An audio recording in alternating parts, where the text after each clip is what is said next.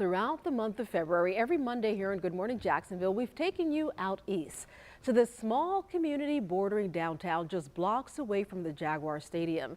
Dating back to the post-Civil War era, the Eastside is recognized as Jacksonville's last 19th century historically black neighborhood. The area has undergone some significant changes over the years, and there's a group of women who have lived through those changes. Today, with the help of artist Suzanne Pickett, they're sharing vivid hues built out east. You can come up Floyd Avenue in the afternoon if the sun's shining. You'll see me in the 900 block on Floyd Avenue sitting on the bench. Florida Avenue hasn't borne that name in more than 3 decades, but that's where you'll find Miss Lucille. Nowhere but on the east side. 92 years ago, born and raised out east, a witness to the unfolding of history. That's where the happening is, out east. We had our pool rooms. That's a black necessity. And so we had the Pix Theater. We were self-contained here. We had like a grocery store across the street.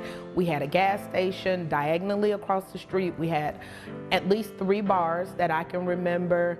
There was a furniture store, a fire department, a doctor's office. So there were a lot of thriving businesses, a lot of people. Old Jacksonville knew Eastside Liquors as the Ugly Bar. And how it got its name, the people said this is the Ugly Bar because a whole lot of ugly folks in here.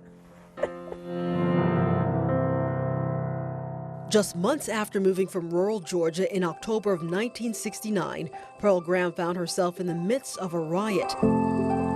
One that would change the landscape of the center of Eastside black-owned businesses. I remember when they came with the fire, they set his car on fire. And I ran downtown. I was so afraid.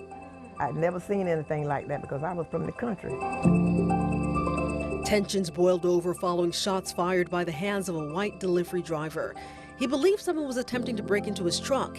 He fired at his suspect, a black man, and into a crowd that included children from the neighborhood. Community outrage led to looting and fires, riots erupting amid deep racial tension. They burned up Mr. Padgett's car, and they looted a whole lot of businesses down here. The strip where famed residents such as Asa Philip Randolph and Zora Neale Hurston used to frequent would never be the same. It turned to like a slum almost. All the businesses started to close, the buildings got condemned. Wanda Lori's family business sits along what was Florida Avenue, now A. Philip Randolph Boulevard, officially renamed in 1995, honoring the prominent civil rights leader who grew up nearby. We're a part of rebuilding the East Side. Skyline Wings and Things, one of the shops trickling back in as the city begins to invest in this long abandoned historic neighborhood. I'm just so happy to see that they are now beginning to recognize and acknowledge the East Side. I really am. Everybody out east love one another. We all stick together. Good times, bad times, we are all in it together.